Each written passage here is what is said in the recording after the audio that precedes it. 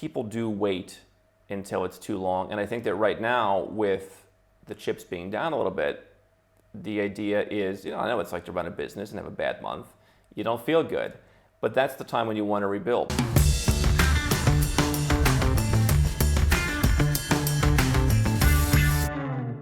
What would be a good solution for people who wanted to stay in their countries? Say like US or UK, Australia. Are there any good solutions if you wanted to stay in your country? Well, you mentioned if you're in the UK, maybe you look at one of the nearby territories, which is technically not, I guess, staying in your country. If you're in the US, look at moving to Puerto Rico. A lot of people who eventually want to leave the US for good go to Puerto Rico first. If you want to stay in your country, for me, it's all about being prepared and being diversified. So you mentioned property. Have some property somewhere else. One of the best off-the-wall citizenship programs right now that I think offers a great value is Turkey's citizenship by investment. I think that also happens to be an investable market if you do it properly and you don't buy into all the hype of all the guys hawking their wares at the airport, and you work with professionals. So I think that could be a good real estate market, even as the lira is dropping. I'm aware the lira is dropping. I know you've spoken about that on the channel as well. So if people are concerned, usually comments will come up about that. Well, the Turkish lira is down like 70, 80, 90%, but there is a lot of videos on. Yeah, here's the thing. The Iranian rial is down, 99% or whatever it may be. Venezuela, I mean, look at that. Property still has value if you bought it correctly. People who are wealthy are not selling prime properties for nothing. So I think that there are some opportunities there. Now, if you just want to invest in property, there's some fix and flip opportunities that maybe minimize the currency risk in terms of the short term. I think as a 3-year hold, not a bad citizenship to get, because it's different than what most Westerners have. So I would be diversifying. I'd have real estate in other countries. It doesn't have to be to get citizenship. I'd be looking at other countries. Next door in Georgia, one of the easiest places to own real estate. Lowest cost, really no taxes, nothing to file. Everything can be done digitally, automatically. Other countries around the world where maybe you could get a permanent residence or whatever. So I'd be diversifying. And if I could get an immigration kicker out of that, I would. I'd have any fiat. If I have a fiat account, I would look at having one of those overseas. I may have to report that to the tax authority, but I would just do that. Home jurisdiction. Yes, right. So if I'm an American, I'm going to file an FBAR, for example, for my foreign accounts. If I have some precious metals, I'm going to vault it somewhere else. So I'm going to have a second passport or a second residence, so I've got a place to go. I'm basically going to have the whole bag of tricks ready. There's an old Chinese story about a fast boat and a second set of papers in the harbor. You're ready to go when problems happen, and I think inevitably they will. You're ready to go.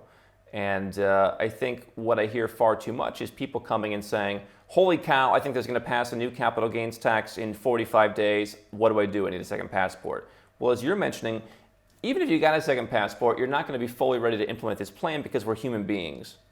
You're not going to just burn down your house and take everything with you in 45 days. I mean, so you want to start preparing now for something that might happen a year or 2 or 3 years from now by already having stuff in other countries.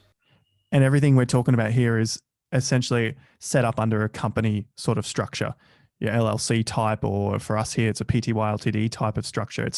We're not really referring to income tax here. If you're getting taxed in your jurisdiction in the country you live in, that's a different story. The way you're structuring yourself outside of the country has to be in other businesses or structures. Well, yeah, I mean, here's the thing. If you live in Australia, you're not going to have a lot of access to offshore structures that are going to really help you from a tax perspective. I mean, they've figured out, and people will come and say, hey, why don't I just put all my assets in this British Virgin Islands company and then go back to living in Canada? Well, they figured that one out, right? But if you want to use those kind of structures for asset protection, sure, that can be a valuable thing to do. If you want to just move assets even in your own name, sometimes makes sense. Sometimes owning property in your own name in countries where there isn't the kind of liability risk that you might find in, let's say, the US. That's going to work better from a tax perspective. That's what the country is built around. So, by the way, if you are, again, an American and you own property in your own name, now, not if you derive income from it, but if you just own the property, that is not a reportable asset. Precious metals, privately vaulted, not reportable assets. So that is something that you can do to get some privacy, get some assets out. And then if you ever wanted to go to Singapore and pick up your gold bars, you could do that. I think really, if I'm in the crypto space, what I've said for years, have a second citizenship. If you are, in the 7-figure range, I would start to look at a Caribbean citizenship by investment. If you're in the 8-figure range and above, maybe I would look at Malta's program in Europe if you think that smaller countries in the EU will be okay. If you are not in any of those ranges, then I would be looking at some kind of residence program where I can just spend minimal amounts of time every year and work towards a citizenship by making a small investment. But I think you're going to need that because there may come a time when you just want to leave. They may not want you to leave. You may not be able to get your passport. Or just quite frankly, they're going to say, hey, starting next month, all the Australians have to pay a huge tax. And you might say, I don't need this. Yeah, then you're stuck. So like you said, better to structure yourself now. Market is down. It's a bit quiet now. So these are the times to be rolling on with that. Lastly, I wanted to go and ask, which is the best Western country in the world to live in for cryptocurrency investors? So cryptocurrency specific. We've kind of touched on it a few times here. Costs and things like that, if you can mention it. Yeah, well, again, I think Portugal is kind of the go-to one. I think that definitely looking at some of the Caribbean islands is worthwhile. Again, like an Antigua, like a St. Kitts. Again, I mentioned Georgia, not so Western. Listen, you have a couple exemptions in places like Germany that have some deals for long term. My concern on a country like that is it's not going to last. So Portugal is perhaps the de facto of the Western countries. But I think there's so many other places that you should look at that offer decent quality of life. By the way, it also depends on what your citizenship is. Do you qualify for certain tax incentives in a country like Italy? That could work, so you're going to pay something. Listen, if it's about lifestyle, it may be worth, if you're going to Europe, paying a little bit of something. When I have active business owners come and they're going to go to Europe, they're never going to pay zero the way they would in Dubai or Panama or somewhere else. But they can pay a little bit of something, and maybe that's worth it, right? Maybe it's just that's the price of admission. Europe is more complicated, it's more expensive, and in some cases there may be more tax. But Portugal's a good one. I will say on your earlier comment, definitely people do wait until it's too long, and I think that right now with the chips being down a little bit, the idea is, I know it's like to run a business and have a bad month. You don't feel good. But that's the time when you want to rebuild. That's the time when you want to figure out, all right, how do we improve the website conversion rate or something? And I think the same thing is true with crypto. If you were to move yourself out of Australia right now, you're going to have a much lower number to contend with when you do. When everyone's excited and you have to mark it up, that means if you have an exit tax to leave your country, it's going to be higher.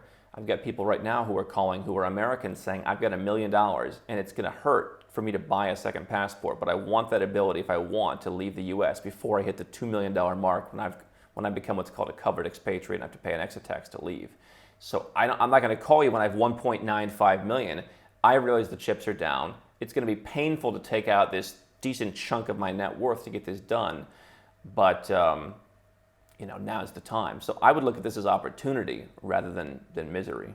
So people ask, Andrew, how do I get the most out of Nomad Capitalist? How do I begin my Nomad Capitalist journey? The first thing people do is they start right where you're at. They watch YouTube, they listen to podcasts, they read articles at nomadcapitalist.com. We've spent years creating thousands of pieces of free content so that you can get the vibe from someone who's actually done this, from someone who's actually been in your shoes. What they'll do next, they'll get a copy of the book. You can find it on Amazon. It costs a few bucks, and while it's not going to give you all the secrets, it's going to, again, give you more of the vibe. You're going to learn a lot of the things that I've learned. You're going to learn some strategies you can employ, and you're going to get a lot further in your journey. From there, if you are the 7 or 8-figure entrepreneur investor, you can go to nomadcapitalist.com. You can click Become a Client. We're pretty busy these days, but we have availability to help a limited number of people who want to create a holistic plan, something that I think is so important.